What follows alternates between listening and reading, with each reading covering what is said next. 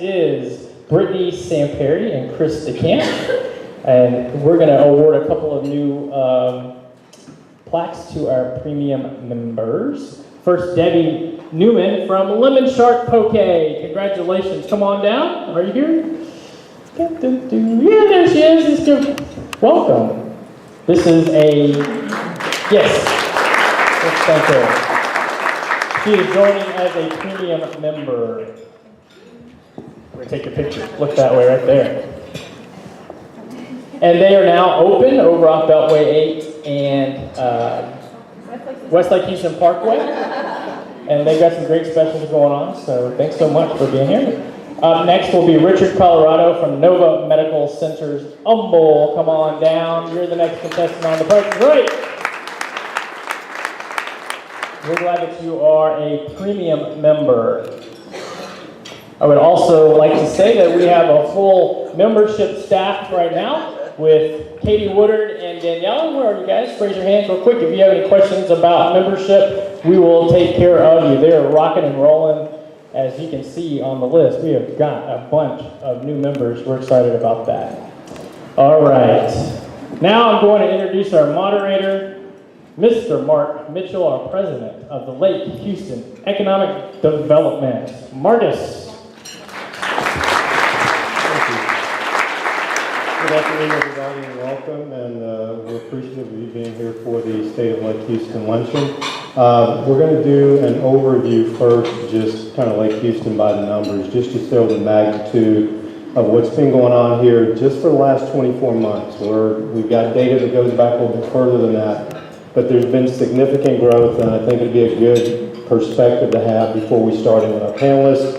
And what we'll do after that is we've got three folks that are representing the three areas of Lake Houston, the southern border, 77044, the Fall Creek, Summerwood, Generation Park area. Then we're also having someone represent the central area, Humble, and then we're looking at someone representing the north area, which is going to be the Kingwood, Atascocita area. So we'll have some questions for them relative to what they've seen from a growth perspective, and then we'll actually open it up to Q&A to the audience, and then we'll give our opinions. I don't know that they'll be factual, but they'll be our opinions, and so we'll answer the questions as best as we can. So Sam, if you could go to the next slide. So again, Jason Stubbe, City Manager, City of Humble, John Flournoy, and John, I don't know if that's right or not, but I may have given you a promotion, Vice President, Commercial Industrial Development, McCord Development, Generation Park, and then Adam McAlpine, Principal with McAlpine Interest, and then myself. And Sam, go to the next one. This is, and unfortunately I'll try to get out of the way here in terms of, and I'll kind of talk about the numbers, but the 1980 census, we had 59,661 people. As of right now, the 2018 estimate is we've got 282,000 people plus. So that is almost a five-fold increase in population since the 1980 census. And then we actually have forecasts out to 2023, which put us at close to 320,000. And that's going to be well over a five-fold increase in population. And so some of that is going to get explained as we look at the census data and look at some of the other growth data. But those are really, really significant increases in population for a relatively small area. This slide, really small, but essentially what it says, 5 print, we need millennials. Our population above 64 years old is growing at a faster clip than our other population groups. And so we've got to make sure that as we're doing development that attracts millennials to our area so we can have that vibrancy and continued growth pushing forward. Next, Sam. The concrete jungle, and I'm going to step back a little bit. Sam, you can go to the next one. From right here, I'm going to try to tell you, you see white right here? And this is essentially just kind of the northern half of Harris County. And so all of that gray and white pretty much represents concrete. And so there's a circled area right here that kind of represents the Lake Houston area, and there's a lot of green in there. And you'll understand what's happening within this section once we start showing you some of the numbers relative to the growth. But again, most of the city of Houston and Harris County is significantly built out. There are not a lot of 4,000 acre parcels available in Harris County right now. Generation Park is the second largest landowner in Harris County to Howard Hughes. So that gives you kind of a context as far as how big a patch of ground we've got just with Generation Park, but then we've got several hundred acres, if not over 1,000 acres along the 59 corridor that you're seeing significant development on as well. Sam, we go to the next one. So the other thing too is the I-69 and FM 1960 kind of corridor pathway. There are over 217,000 unique vehicles per day that drive past Deerbrook Mall. 217,000 unique vehicles per day. And then for Generation Park, that's Beltway and Westlake Houston, over 85,000 unique vehicles per day drive by.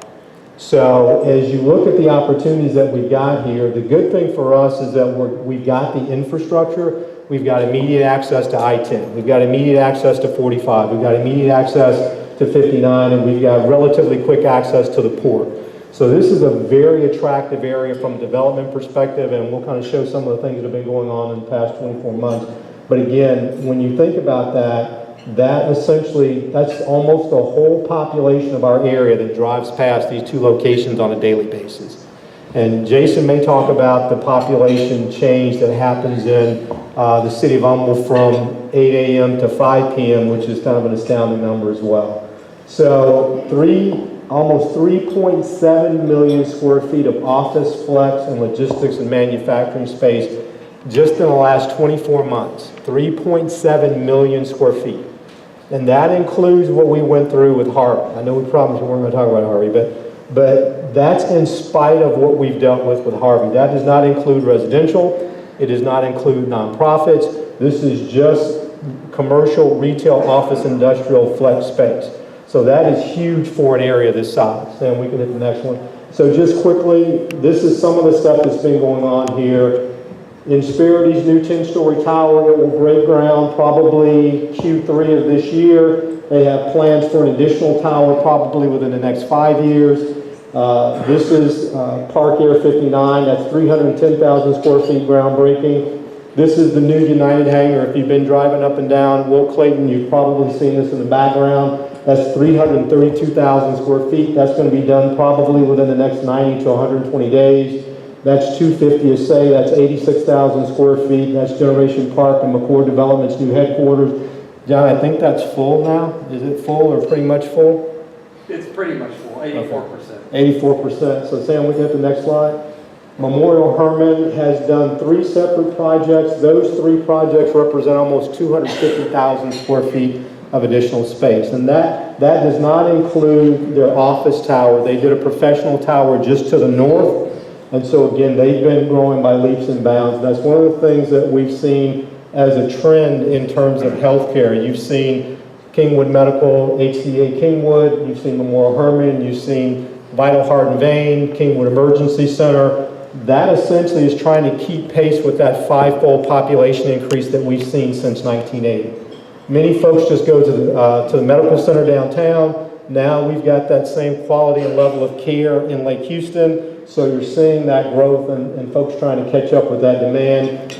This is the Jackson Shaw development. That was the groundbreaking picture. This is 80% leased out now, 320,000 square feet leased out now. They've got plans for additional development. We're talking to developers out of Dallas that are looking at several hundred more thousand square feet of development as well. Sam, we can hit the next slide.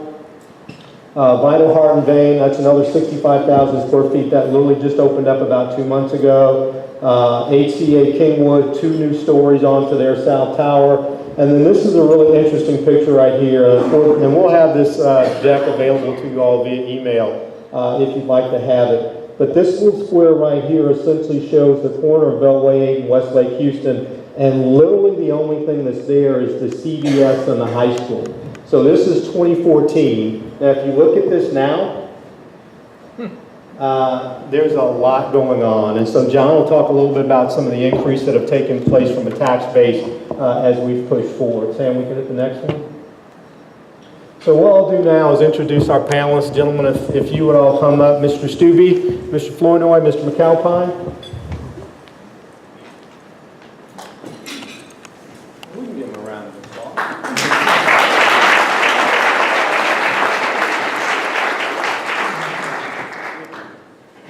I'm going to ask each one of them to kind of just give us a minute overview of their position and role where they are, and then we'll start in on our panel discussion. And then as we're talking, especially about what you've just heard and what the answers that you hear from them, be thinking about questions, and there are no bad questions here. So like I said, we're going to be giving opinions and maybe not factual answers, but we can give you our inputs relative to what's going on and what we think is going on and what we think is a good thing for the community. Unfortunately, there's so much data that we're not going to be able to cover it in this luncheon, and that's one of the reasons that we're going to make the deck available to everyone. And then for the real nerds that want to drill down into it, and I want to actually give a really big shout out to Harris County and their IT group. And this is credit to Brian Ruth over there. Brian Ruth actually said, boy, it'd be nice if we could look at the tax base from like 2013 to now to see what kind of growth we've experienced in 77044, primarily because of Generation Park. And so I took a little step further, Brian, and I asked them to do all 6 zip codes. So we've got that data broken down by growth over that 6 years. And it's really interesting information. And again, we'll make it available to you in the deck. We just don't have time today to kind of drill into it. But some of it's going to come out in our dialogue and our discussion relative to where the fast growth areas are, where areas have experienced some stuttering, if you will, relative to increases. And again, lots of market factors going on from that perspective, but really good data. And I just wanted to thank Harris County and their IT folks it took them about a month to put this data together for us, and we've all kind of used it from our perspective for talking points and the responses that we're going to have for you today. So Jason, if you take just a minute and kind of talk to us about your role in City of Humboldt. Sure. I am the city manager. I have been for about going on a year and 4 months now, give or take. In addition to that, I am the chairman of the Lake Houston EDP for this year and for however many long he wants to keep me around, I guess. Oh, everybody heard that, right? Maximum 2 years. My name is John Flournoy, and I'm with McCord Development and Generation Park. My primary role within the company is overseeing all of sales and leasing for the development. I've been with McCord since 2012, so pre-FMC to today. So anything related to Generation Park, I've seen it all. Both the highs and lows of creating a new submarket in Houston, Texas. A lot of fun, and thanks for having me today. And Adam? I'm Adam McAlpine, and I'm with McAlpine Interests. I'm a broker with the company. Many of you probably know my father, but he's kind of pumping the brakes. He's actually traveling now, so he doesn't come into the office too much, but we're a full-service commercial property. We do property management, land acquisition and sales, leasing of retail, office, industrial, medical, you name it, so we kind of run the gambit. And we try and focus on the northeast side of town just because I don't like driving into the Galleria. Try and keep it close. Thank you. And then for all 3 of them, I've been here a little over 2 years now, and I've had the pleasure of working directly with all 3 of them. We've done some really cool stuff in the City of Humboldt. We did their very first economic development deal last November, $35 million project, retention of probably 450 jobs, addition of about 120 new jobs. I've worked with John on several different projects. We've got probably 3 or 4 active projects right now. I don't know if you want to give a little spin on the really big thing that was official but unofficial for a really long time in terms of IKEA. It's out there, so might as well Are have you to talk now about it. asking me a question? Yes. Okay. Well, I'm asking for an answer, actually. Well, sure. No, the IKEA transaction is very exciting for our company. It's a great anchor from an industrial standpoint for Generation Park. You've probably seen a lot of the development going on in West Houston, closer to Katy and Brookshire. A lot of these large, big box distribution and fulfillment centers. There haven't been many of those in East Houston, Northeast Houston. IKEA has acquired 164 acres in Generation Park. They did that in November of this past year. Their plan is to build around 1.3 million square feet of fulfillment, so same-day fulfillment to serve the Houston market area, and also regional distribution for their stores in this region. Very excited about it. We've got to stay a little mum on the construction timeline, but it's imminent. I would anticipate, let's call it later this year, early next year, that they would begin construction. What's really exciting about it is we're delivering 2.5 miles of roadway from Lockwood Road and West Lake Houston Parkway. We are delivering West Lake Houston Parkway now from Lockwood down to North Lake Houston Parkway. Brings online a number of shovel-ready sites within Generation Park, so 150 acres to be exact. And because of the transaction, we are about to go under contract on a 21-acre site that would be a regional headquarters with a high percentage of office and also some manufacturing along West Lake Houston Parkway. So we're already seeing some momentum being created from IKEA, and it's a really good brand name to launch that asset class. Great, thank you. And then Adam and I have worked on some different projects, and most of these have been medical related. And so they've been really good to work with, and couldn't have asked for better partners in terms of resources when I got here. Rodney and Adam have the best scatter map of where all the oil wells have been drilled in the Lake Houston area. So I've never taken a potential client to a site that was not shovel ready, because I've been able to go back and use that data and make sure I don't take them someplace where it's the Beverly Hillbillies and we've got oil kind of spouting up through the ground. So I appreciate the partnerships with all three of them. And then Sam, if we could go to this slide right here, just before we start with the questions, that bottom one. Yes, that. And so this just kind of gives context for the Lake Houston area and all of Harris County. So total market value for all of Harris County is over $5.7 billion. And that's all the properties and everything. Now that, again, that doesn't include nonprofits and things like that, but $507 million market value, 1.4 million parcels. And then in terms of the 6 zip codes that we represent, both the Chamber and the EDP, a little over $22 billion and roughly 98,000 parcels. So that's about 7% in terms of the parcels for Harris County. So I think we still have a lot of opportunity for very strategic growth, and that's one of the things that's been nice about this area is that the Chamber and the EDP have been very involved with TxDOT, with transportation, with rail, with workforce, and so strategically we've been able to kind of position ourselves for the right kind of growth. If you've been on I-10 West in Katy, or if you've been in the Galleria, or if you've been in the Heights and you're trying to get from one place to the other, it's pretty bad. And so here you can really get from one side of Lake Houston to the other in 15 or 20 minutes.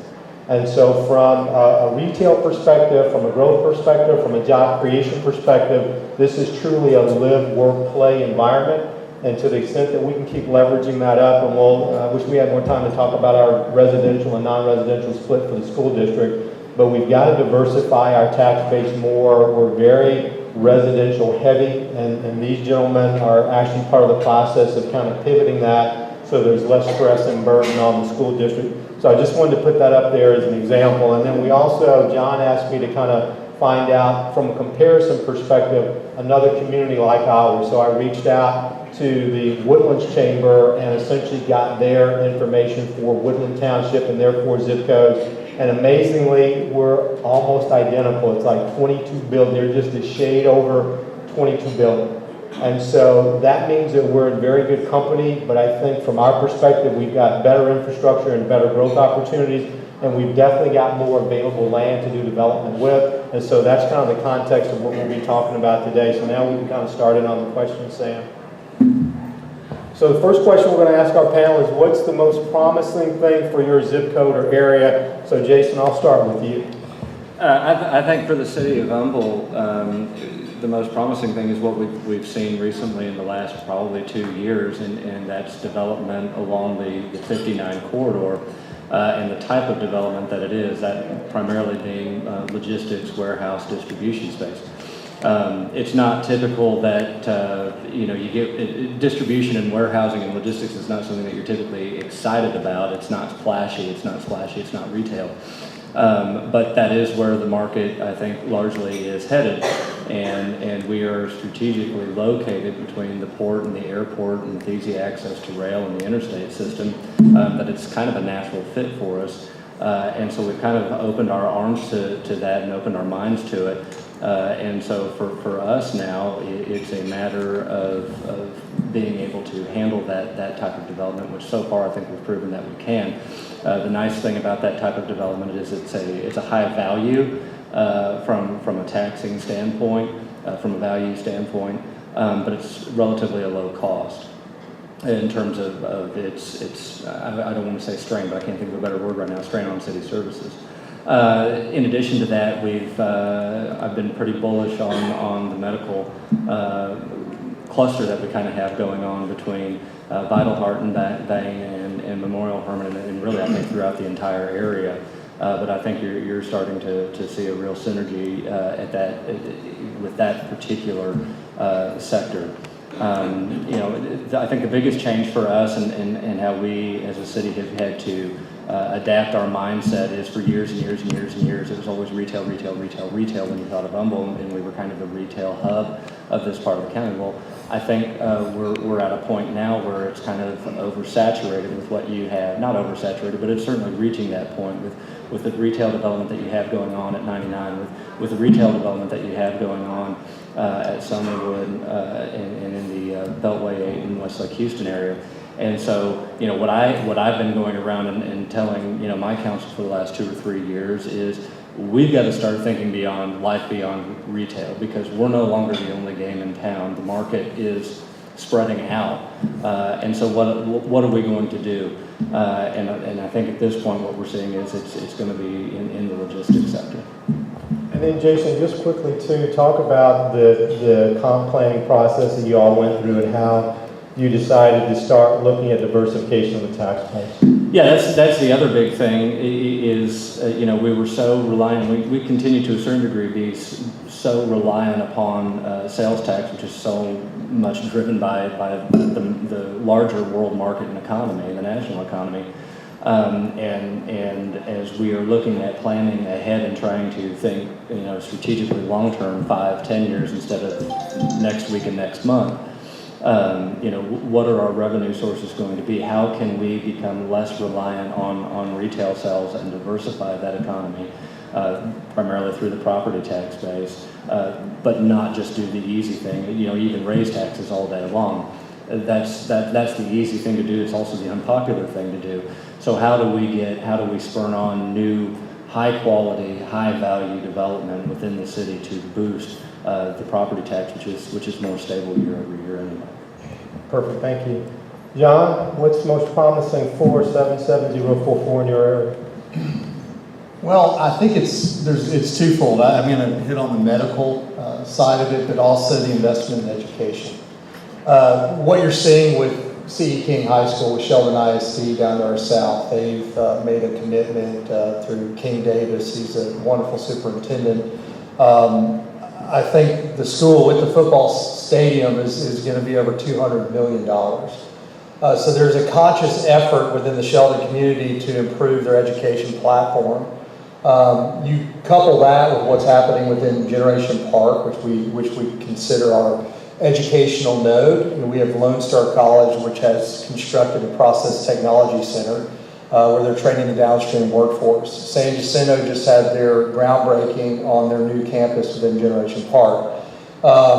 Their furthest going to be phased, but it's going to be a traditional campus setting. Their other campuses have between 3,000 to 7,000 students. So you are, collectively, we'll be training the future workforce of our submarket, both at Sheldon ISD, Lone Star, San Jack, and then all the activity up along Westlake Houston Parkway with Humble ISD.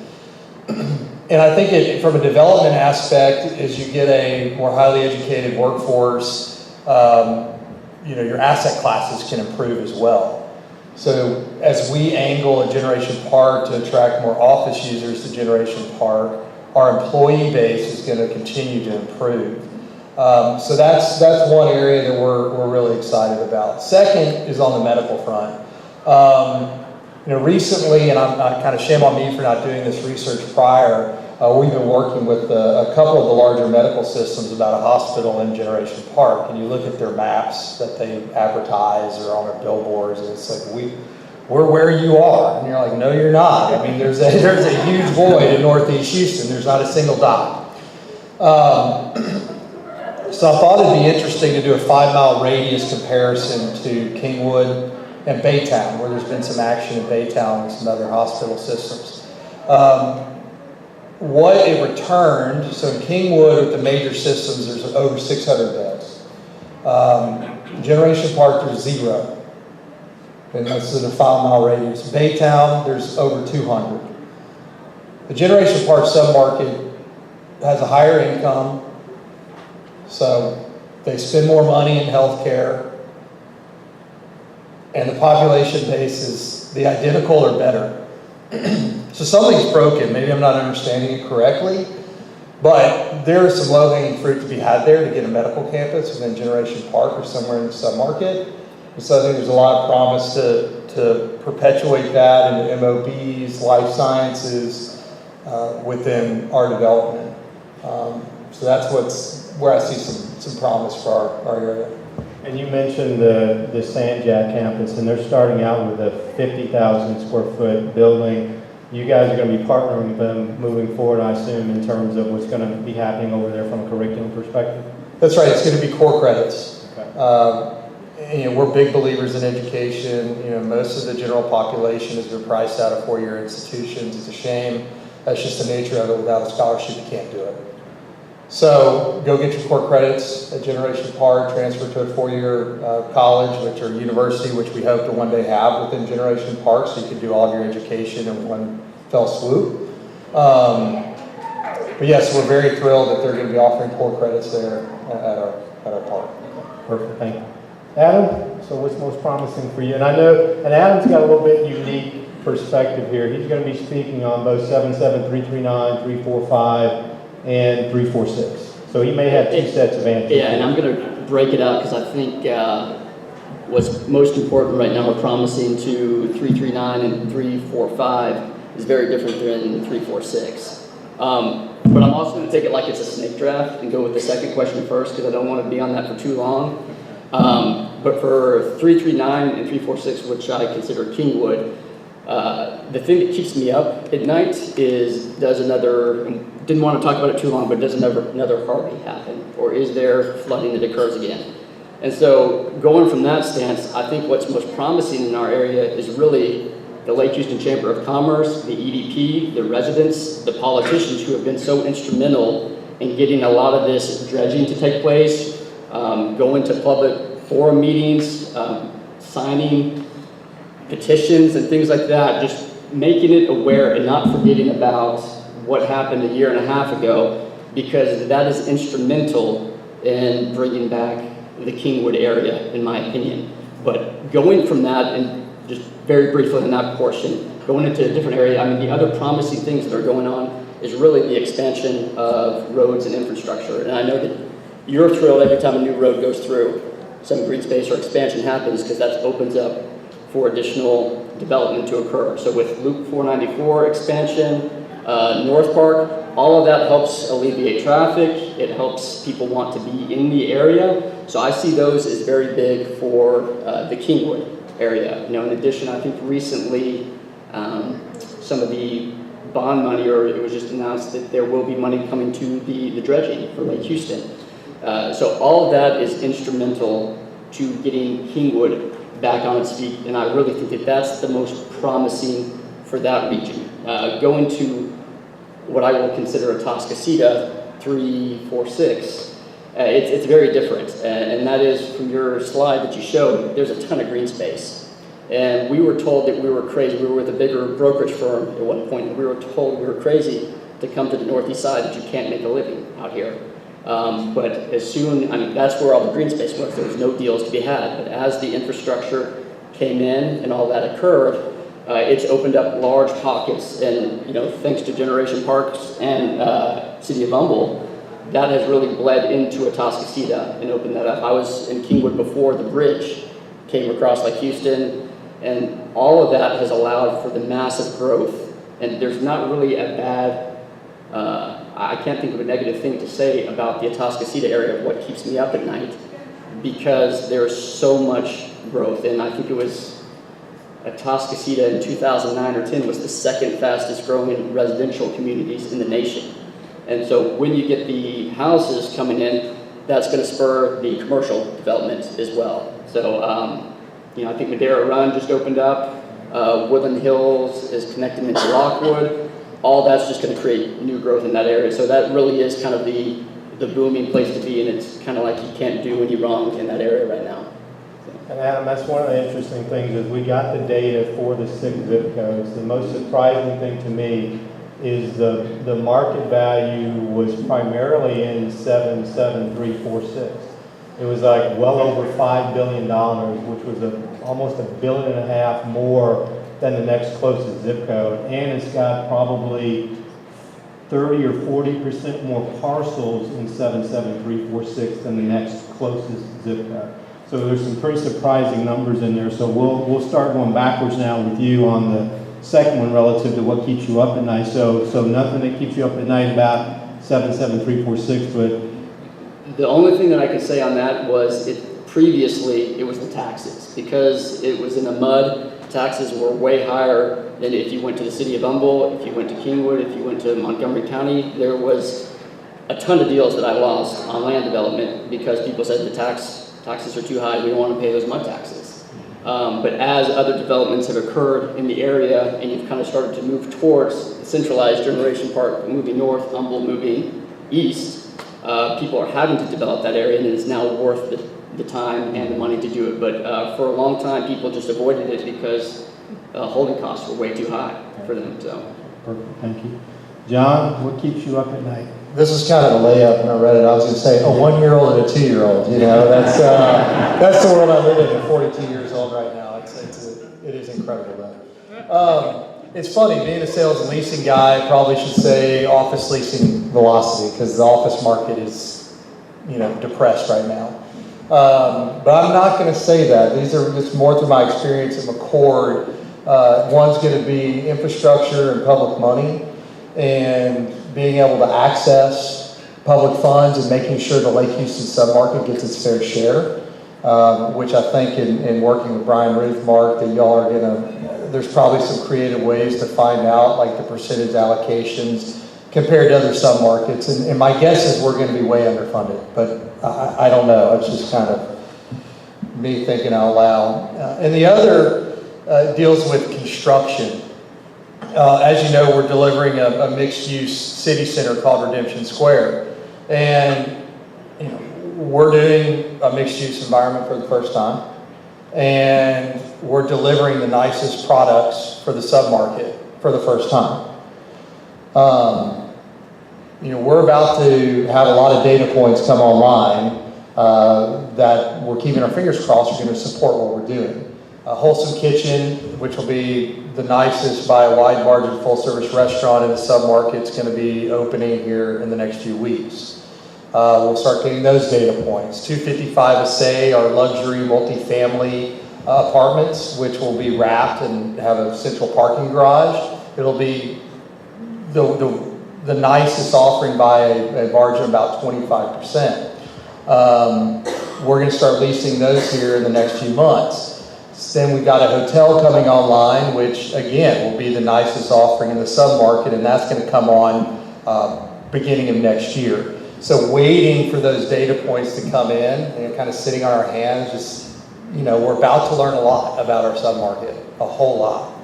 Also, it's construction. So we're building the multifamily. We're building the apartments, the hotel right now, or the developer is. There's construction. We've got retailers that are open. It's how do we screen our construction activities so that it is a master planned mixed-use environment where people want to come and they feel that it's a special place. Having to look out my window every day and seeing construction activity, one, it's exciting, two, it's frustrating. Because I think we've had some lessons learned on our screening of construction equipment. And then it's, what do we do for our second phase? It's like we've learned, you got to deliver it all at the same time. And so that I do, it does keep me up at night a little bit about the user experience and making sure everybody loves coming to Generation Park. And one of the things too that was interesting in the data is that 7704 between 2013 and 2018 doubled in market value, appraised value, and taxable value. John, and from 16 to 17, I think the increase was like close to $750 million. So can you speak to that a little bit in terms of just what's going on? That's right. So when we launched Generation Park in 2012, essentially the tax base in the Generation Park Management District was zero. The Generation Park Management District includes all of Generation Park and also the retail centers to our north. So that would be the Kroger grocery anchored retail center, also where the Akashi sushi restaurant is. It was $0. And today, I just got it from Brian's group. We have $850 million in tax value that we've created. What's really unique is that we still have 3,500 acres left to go. So when you talk about 5.3 billion for the northern, is it, which zip code is that? 77346. Okay, with 77346, we will surpass it. Like, there's no doubt in my mind that we will have the highest tax value in our submarket based on the current direction of our project. Jason, what keeps you up at night, sir? I probably have about three things that keep me up. Number one, our housing stock, specifically as it relates to Humble. It's older, the population itself is older, but the houses themselves are older. Now, the one flip side to that's actually a good thing that I think we're seeing happen is the housing, the availability of housing right now is still low throughout the county. The most recent report that I read from HCAD that came out this morning said that there's about a 3.7 month housing stock available. Balanced is considered at 6 months. So that there's still forces that are going to be driving new home construction. I think what that has translated in, we have 3 subdivisions looking at development in the city of Humble. 2 of which are actually already platted and will probably be moving dirt later this year, representing probably around upwards of 1,000 new lots and new homes, and that's a good thing for us. Second to that of course, adds strain on our services and on our infrastructure. And admittedly, some of our infrastructure is dated and needs improvement or expanded. And we are working diligently on doing that on nearly a daily basis. And finally, the last thing that probably keeps me up at night, and I would say it used to keep me up at night the most, was, I think it was Credit Suisse back in 2017 came out and said by 2022, 25% of all American shopping malls will be closed. And our mall is, quite frankly, our cash cow. It has been our cash cow. In my estimation, it's the only reason that we survived Harvey as well as we did from a sales tax standpoint, and only saw 1 or 2 months of negative sales tax growth year over year, was because the mall was not impacted. Now, our mall, I think, is unique, and I think Carlos is doing a great job with it, and I think it's going to survive that 2022 mark, but that's certainly something that frightens me, especially when we are so reliant currently on sales tax. So the market, a Credit Suisse report, infrastructure, housing. Perfect, thank you. And then we'll reverse now. Adam, what surprised you most about the zip code you're in? Yeah, so for the Kingwood area, I think one of the biggest things when we're looking at the numbers is from 2017 to 2018, I think it was the only zip code that actually the valuation dropped in Kingwood. And so it was the only one out of all of them, the appraised value, taxable, everything dropped, which 90% of Kingwood is residential homes. There's about 10% that is commercial development. And the main corridor, which is town center of Kingwood, that commercial corridor is flooded. There's still vacancies right now. And so I think that was extremely surprising that as the economy, everything's on the just commercial side in general has been doing so well, that is the one area that dropped valuation. And it's very obvious it will come back. in time, but there's still a number of people recovering from that. The other thing is Kingwood is basically completely built out. There's maybe 8 parcels of land left by certain owners in what I consider Kingwood proper. So all of the future growth is going to the west side of I-69 and to the medical side. But all of that growth right now, it's only medical. I mean, every single land that I've sold, every development is for medical, which comes back to what you just talked about, that there is an open market going to the 346 area and down to your 44, just because so much of that, it cannot be the residential, it cannot be the retail, and I don't know how many of you know, but Kingwood has deed restrictions involved. So Houston, there is no zoning. You can put a chop shop next to a phenomenal commercial building if you wanted to. But Kingwood, in their deed restrictions, they have put in that you can't have, a bank is a bank. It cannot be a church. It cannot be retail. You can have a church that cannot be an office building. And to get that changed, you have to pay a change of use fee. So there are barriers to being able to redevelop things in Kingwood until deed restrictions pass. So it's very hard to, if things get dilapidated, if things, someone wants to come in and redevelop for medical for $250,000 additional, you can do that. And so there's really a hindrance to development in Kingwood, which it's good and bad. I mean, Kingwood is not the Woodlands, and a lot of people don't want it to be the Woodlands. And so, I mean, there's positive and negatives to all that, but when you see the valuation drop like that, it was mainly because, in my opinion, is that the main corridor of commercial was completely flooded. So that was kind of the surprising part to me, is it's the only one that dropped. Gotcha. Thank you. John? Well, what's been most interesting and a little bit surprising about our area, I can't say it's surprising to us, but the success has been, the extreme success of it has been surprising. So we've had a focus on trail systems within Generation Park and making Generation Park a great place to come to work every day for the residents in the area to enjoy the outdoors. We delivered a 19-acre amenity lake at the intersection of Lockwood Road and Westlake Houston Parkway. It was a little bit of an afterthought. It was just going to be partial attention for FMC's property. And Ryan and our team, we were visiting and decided that we should make it an amenity with boardwalks going across it, spend a little bit more money, make it a sense of place that the community could enjoy. Well, we've had a car counter now at Westlake Park. We've got a little stabilized, I would say less than an acre parking lot that was also a little bit of an afterthought after people were parking up on the grass, and that we've got to do something about this. We're getting between, on a nice day, between 200 to 300 cars that are parking there to walk at the Westlake, walk and jog and work out at Westlake Park.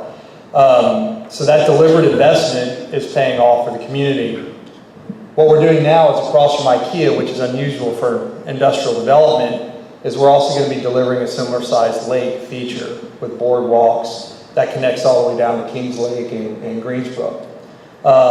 We're super excited about that. We have wide sidewalks. It becomes a user draw to Generation Park. People want to focus on health. And it's not been a surprise, but it's been really cool to see. And we're now, as part of Summer Creek High School, on the southern boundary of Summer Creek High School, you see some detention there that's underutilized. And we're working along with Humble ISD and the Generation Park Management District to take over that detention basin, create a bridge from the West Lake over to that detention basin, which will be then amenitized, that will create a 2-mile jogging trail. That's it's been a little surprising to see the complete buy-in of the community there. Perfect, thank you. And then I know we're going to be running close, so we still want to take a few questions if we can. But Jason, if you could wrap up in terms of what's been most surprising. Not a damn thing. No, I think the sustainability of the development that we're seeing, it just keeps chugging along and going and going and going. and it seems that we are able to absorb it pretty well. I mean, when you compare us to the Woodlands or Katy or Pearland, I mean, look at the issues that they have in terms of what is stretching their infrastructure and their traffic. It's kind of mind-boggling to me that we've been able to keep it going for as long as we've been able to keep it going without getting to complete gridlock. And I know that we all have our complaints about, pick your particular thoroughfare at this point in time, but it's nothing compared to 288. It's nothing compared to the parking lot that is I-10. It's nothing compared to Rayford Sawdust. So I think that, overall, so just from an overall perspective, it's just how much development has been able to continue sustainably and not showing any real signs of slowing down or anything that's going to stop it. Excellent, thank you. So we'll take just a couple questions if we've got any. Yes, ma'am. Yeah, we had the developer for the Herons Marina speaking to a group of realtors last week. And I know his presentation shows a gorgeous development. I was wondering what your opinions or your thought was on that. I'm glad you said opinions, thank you. Gentlemen, go ahead. I think Jason said that he wanted to handle it. No, I'm good. Actually, Adam, we'll start with you. So I have mixed emotions on it, and I grew up in Kingwood. I moved here when I was 6. I've seen what Kingwood was and how it's grown. And what I can say is that there's a number of roadblocks that have to be passed anyways, and I'm not sure if it will ever be done, if it's done to that magnitude. There's been a number of developments. We met with them 7 years ago, and you've seen how it's evolved. And so I don't necessarily believe it will go to that magnitude. It may be developed, but I do believe that if it was to occur, it's a better time for it to occur that it has been after Harvey than before, because at least at this point, proper precautions can try to be implemented for it. As long as the proper amount of water is being retained, that is being displaced, I get excited about development. That's where I make my living. So I think it adds a lot of value to the area. But in doing so, I think that there has to be a lot of additional things that need to be implemented. I think that you need additional thoroughfares into Kingwood. I think Hamlin Road needs to be opened up back to Woodland Hills like it was originally. With North Park being widened, it's probably not a popular sentiment, but Kingwood Drive, I think, probably would have to be widened if something like that to 3 lanes. If it's going to, because the traffic would be horrendous at that point if you've got a 14-some-odd story, 2 of them, and the amount of residents that would be there. So I have mixed feelings on it. I do think that if it's to be done, at least there's enough public knowledge and awareness to make sure things are done properly than if it's just done beforehand when you didn't even have the same retention requirements until after Harvey. So, opinion. Okay. Anyone else? Yes, ma'am. Alicia Harris with San Francisco College, and I just have a compliment and then a point of information. The compliment is we purchased our land at Generation Park almost 5 years ago. 2015. When it really was a vision, and compliments to you and Ryan and the team for what you've brought. It's everything you envisioned it would be and continues to grow.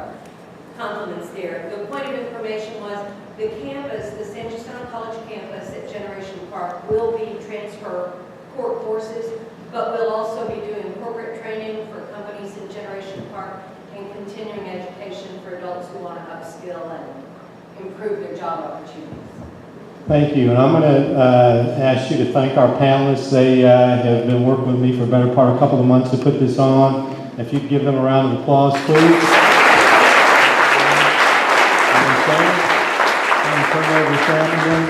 Alicia, don't leave. I have something for you. Okay.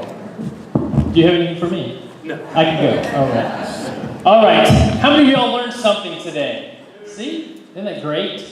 How many of y'all, I want you to raise your hands if you live and work here. Raise your hands. Okay. That's good. That's good to know. As you can see, the future is bright. The future is good.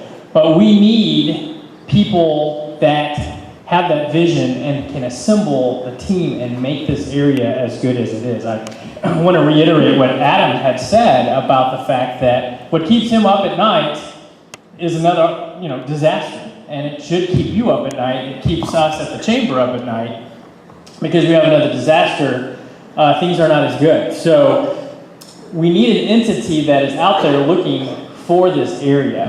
And that's what I'm excited about with our chamber, because the chamber has put together a long-term recovery task force, which is a who's who of our area. Flood controls in both in Montgomery County, Harris County, flood czars, businesses, companies, a real who's who that meets monthly on a long-term recovery of our area. We haven't forgotten. We are working very diligently on that, and that's exciting.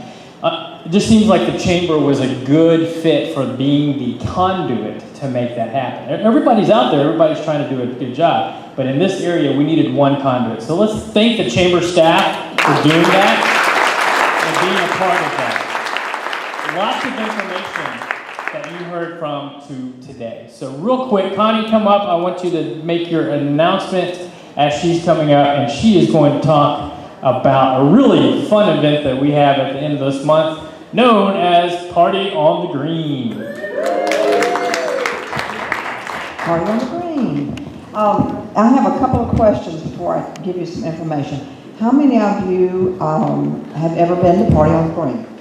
Raise your hand. Oh my gosh. Raise them high so I can really see. Ooh, look around at the people that have not been yet. Now, how many of you already have your reservations for this year? Oh, come on, come on, come on, come on. Ladies, you see this? Everybody that's on the committee? We got some people that have not purchased their spot. So, Party on the Green, the biggest event in our whole area. We're talking about a big area. So, our area, Party on the Green, is the place to be on May 31st. So we want to see every one of your faces there. It's a lot of fun. It's great for our businesses. It's great for the chamber. We also have raffle tickets today. Chris, do we have raffle tickets today? Yes? Okay. We're selling raffle tickets, so before you leave out that door, make sure you stop by and pick up your raffle tickets. What do you think? What can you win? What's the raffle? Oh, the raffle. You want to know what it's for? It's a surprise. Okay, we have 2 items, and you get to choose which one you want to put your ticket in. One is an Apple Watch, and one is a big green egg. Sam? Sam, I am. Sam, I am. Thank you. Thank you. All right. Thank you, Connie. And up next, we'll go back to back to Adam. Adam has the information on our Leadership Lake Houston upcoming class. Go ahead. Check. Go ahead. Check. Okay. So Leadership Lake Houston, we are accepting applications for that. The application process will end on May 31st. For any of y'all who have either been in Leadership Lake Houston or have heard about it, it is a phenomenal program. You go in and it's for the existing leaders. You can grow on that side, and it's for the emerging leaders in the Lake Houston area. So if you know of anyone, or if there's someone with an employee that would be interested in something like this, please have them fill out an application. We can get a link to the application. It's online this year, and so we can do that. But it's a phenomenal program. I was in class 2. We are now on class 9, and you go. Which one's the best class? It's absolutely 2. Wait. All right, sorry. Do you want me to say grade 8? Is that 2? Yeah. So no, I cannot speak highly enough to the Leadership Lake Houston program. I'm the program chair this next year, so if you have an interest, please let everyone know, and we're taking applications. Thanks, sir. We are almost done. Thank our sponsors one more time: Community Impact Newspaper and First Financial Bank. Our gold sponsors: Community Resource Credit Union, Main Event Entertainment, Post at Humble, and The Groves. Those are our gold sponsors. And our silver sponsor, Plains State Bank. If everybody will stand up, we have one last thing. Everybody stand up right before we leave. This is very easy activity for everybody. Stand up. No, that's difficult. That's very difficult. I do need you to stand up and raise your right hand.